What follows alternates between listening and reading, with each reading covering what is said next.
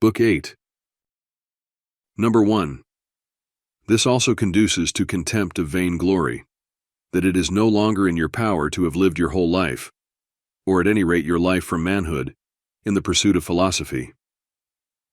To yourself as well as to many others, it is plain that you fall far short of philosophy. And so, you are tainted, and it is no longer easy for you to acquire the reputation of a philosopher. Your calling, too, in life has a rival claim. Therefore, if you have truly seen where the matter at issue lies, put away the question of what men will think of you, and be satisfied if you live the rest of your life, be it more or less, as your nature wills. Consider accordingly what it does will, and let nothing besides distract you. For experience has taught you in how many paths you have strayed, and nowhere found the good life. Not in logical arguments, not in riches, not in glory, not in self-indulgence, nowhere. Where then is it to be found?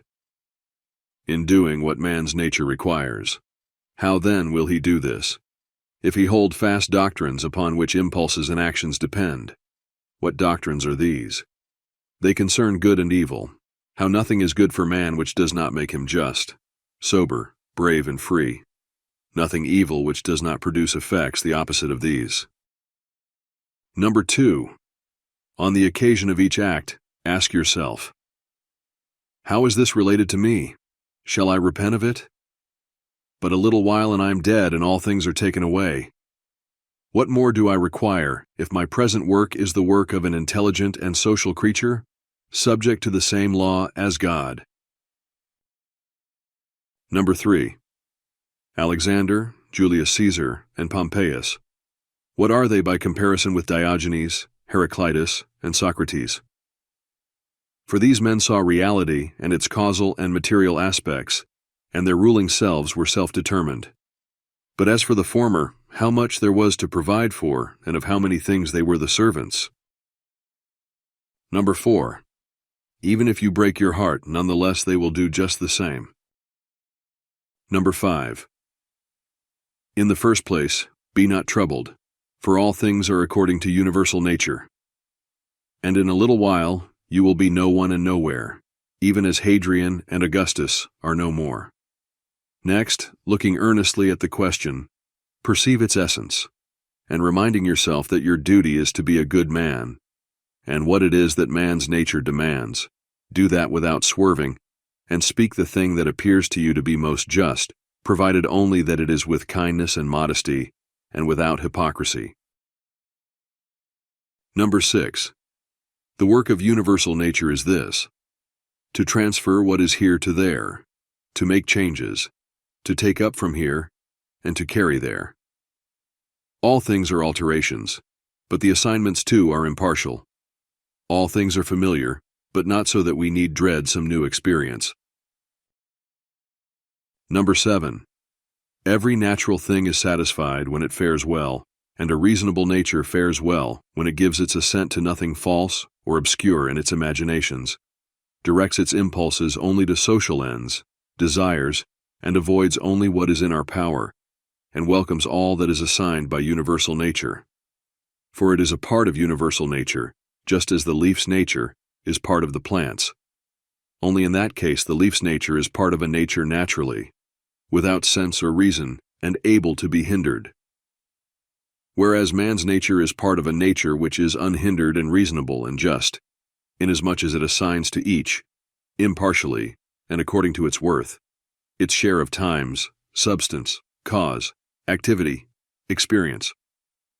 Consider, however, not whether you will find one thing equal to another in everything, but whether the whole of this, taken together, is not equal to the whole of that other.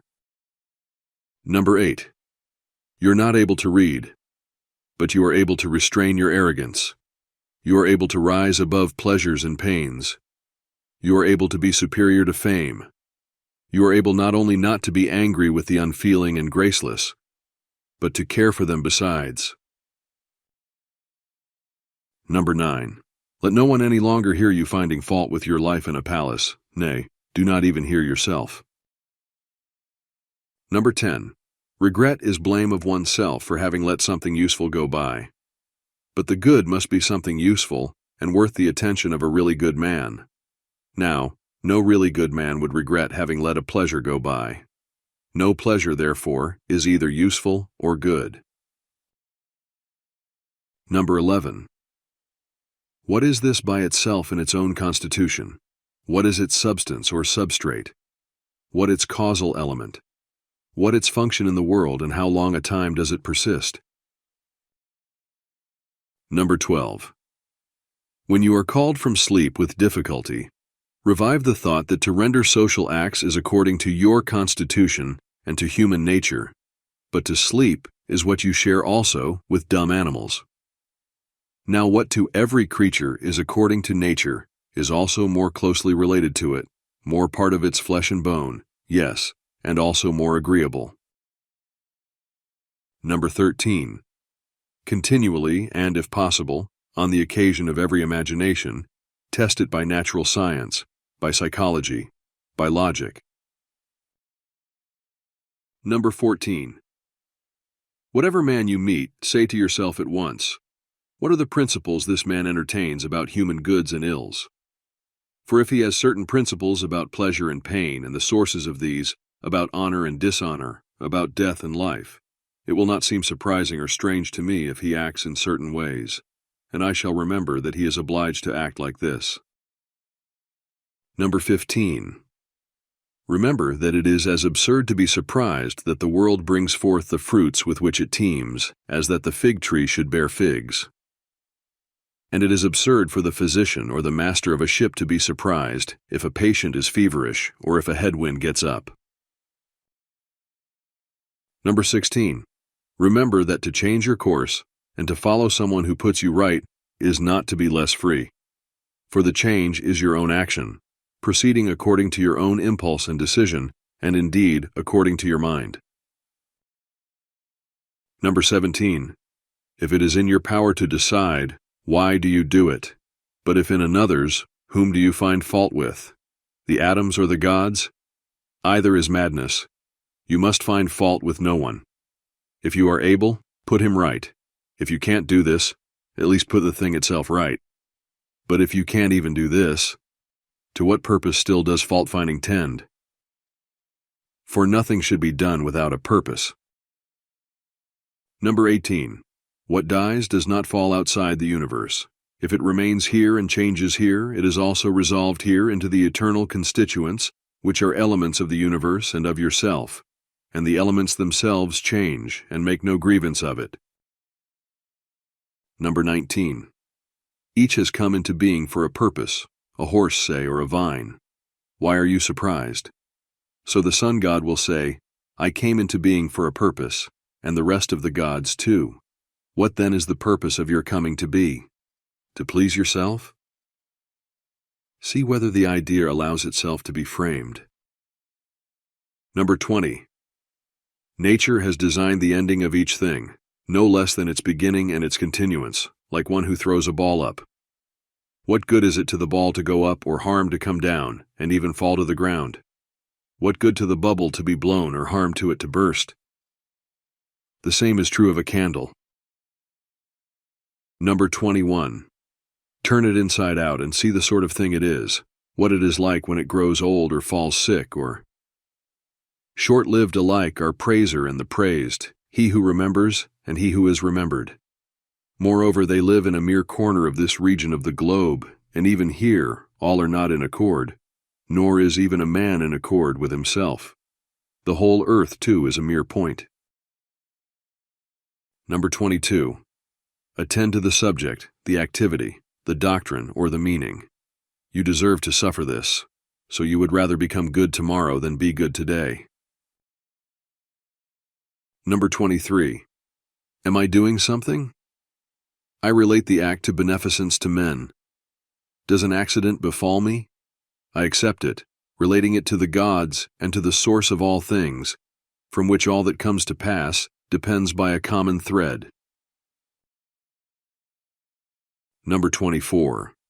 As your bath appears to your senses, soap, sweat, dirt, greasy water, all disgusting, so is every piece of life and every object. Number 25.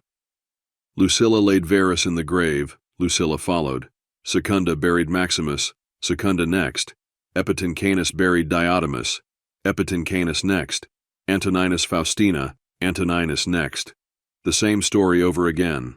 Celer Hadrian, Celer came next. Where now are those acute minds, those who unveiled the future, those who were swollen with pride? Acute minds like Charax and Demetrius and Eudaemon and others of their kind, all creatures of a day, dead long since, some remembered not even for a little while, some turned to fable, and some even now fading out of fable. Keep these facts in mind, that your own frame is bound, either to be scattered into atoms or your spirit to be extinguished, or to change its place and be stationed somewhere else. Number 26. A man's joy is to do what is proper to man, and man's proper work is kindness to his fellow man, disdain of the movements of the senses, to discern plausible imaginations, to meditate on universal nature and the work of her hands. Number 27. There are three relations, one to your environment, one to the divine cause from which all things come to pass for all, one to those who live at the same time with you. Number 28. Pain is an evil, either to the body, in which case let the body say that it is so, or to the soul. But it is in the soul's power to preserve its own quiet and calm, and not to judge pain to be an evil.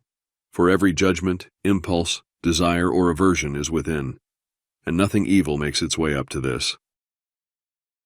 Number 29. Wipe out impressions by continually saying to yourself, "It is in my power now, not to allow any wickedness to be in this soul of mine, any appetite or disturbance at all, but seeing what is the character of them all, I employ each according to its worth. Remember this power, as nature requires." Number 30. Speak both in the Senate and to every man of whatever rank with propriety, without affectation. Use words that ring true. Number 31. The court of Augustus, his wife, daughter, grandsons, stepsons, sister, Agrippa, his kinsmen, familiar friends, Aurelius, Maecenas, doctors, sacrificial ministers, a whole court dead. Next pass on to other courts, death not of a single individual, but of a family, like the children of Pompeius. Then the familiar inscription upon tombs, the last of his line. Calculate all the anxiety of those who preceded them in order to leave behind an heir, and then it was ordained that one should be the last, here again a whole family dead. Number 32. You must plan your life, one action at a time, and be content if each acquires its own end as best it can, and that it should acquire its end, no one at all can prevent you. But some external obstacle will be in the way. None to prevent action with justice, temperance, and due reflection. But possibly some other activity will be hindered. Still, by meeting the actual obstacle with resignation and good-temperedly altering your course to what is granted you, a new action is at once substituted, which will fit into the plan of which we are speaking. Number 33. Accept without pride, relinquish without a struggle. Number 34. If you have ever seen a dismembered hand or foot or a head cut off, lying somewhere apart from the rest of the trunk, you have an image of what a man makes of himself, so far as in him lies, when he refuses to associate his will with what happens and cuts himself off, or when he does some unneighborly act. You have somehow made yourself an outcast from the unity, which is according to nature, for you came into the world as a part, and now you have cut yourself off. Yet here there is this admirable provision, that it is in your power to make yourself once more part of the unity. God has permitted this to no other part, to come together again, once it has been severed and cut off. But consider the kindness with which he has honored man. He has put it in his power, to begin with, not to be broken off from the whole, and then, if he has been broken off, to come back again once more, and to grow together, and to recover his position as a part. Number 35. As each reasonable creature receives the rest of his abilities from the nature of the whole, so have we received this ability too, from her.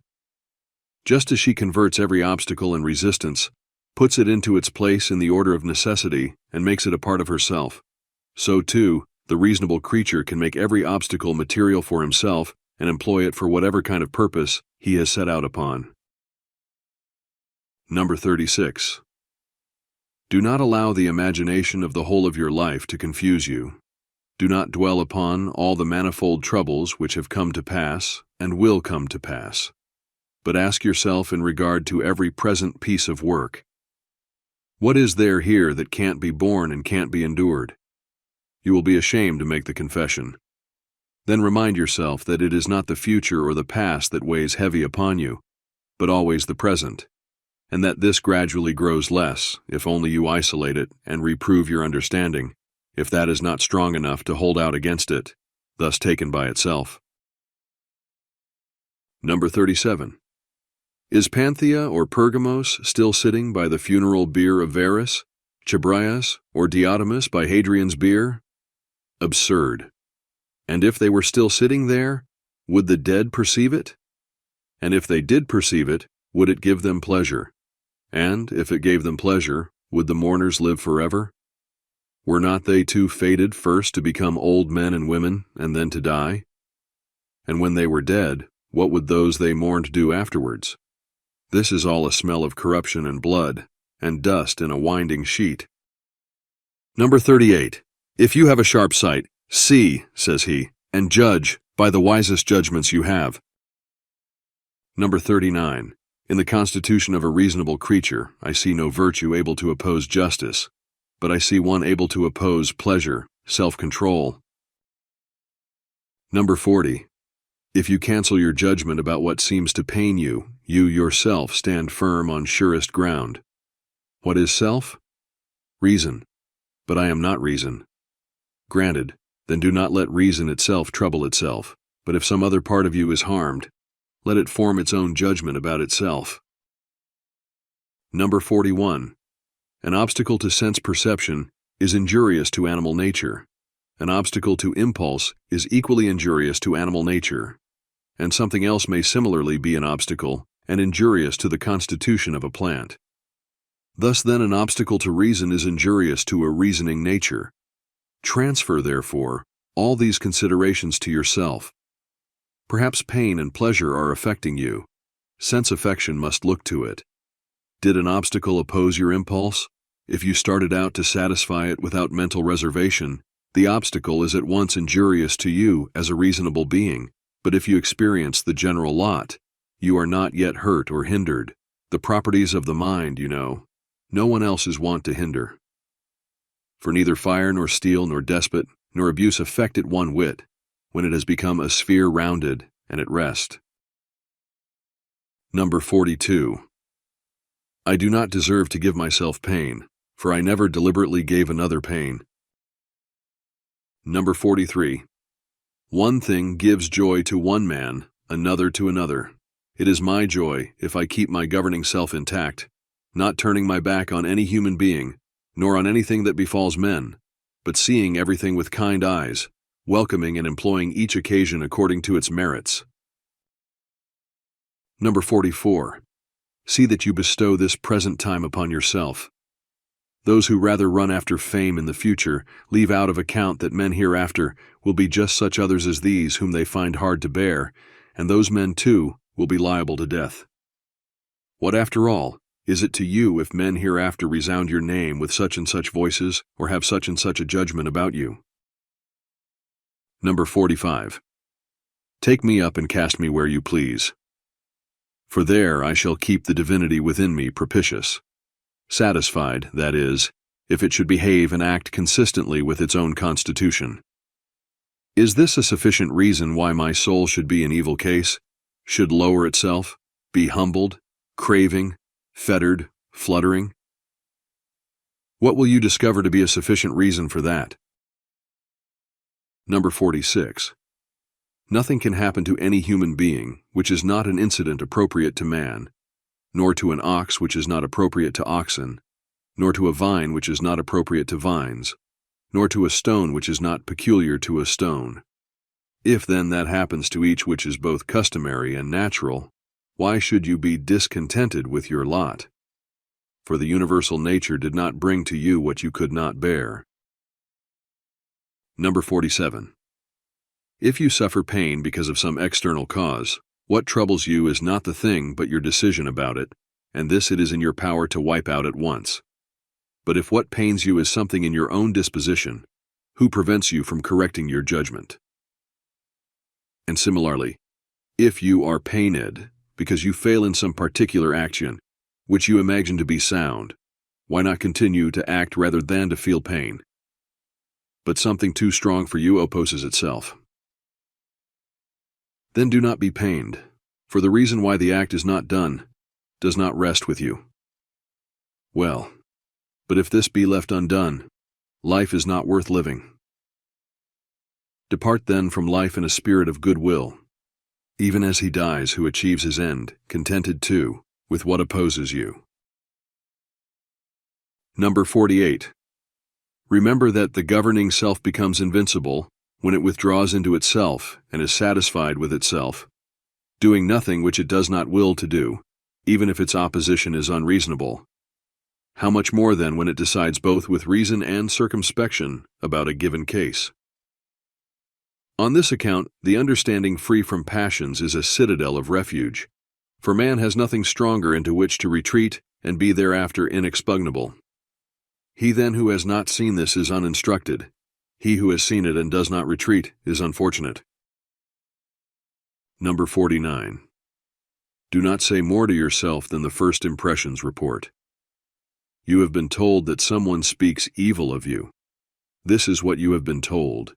You have not been told that you are injured.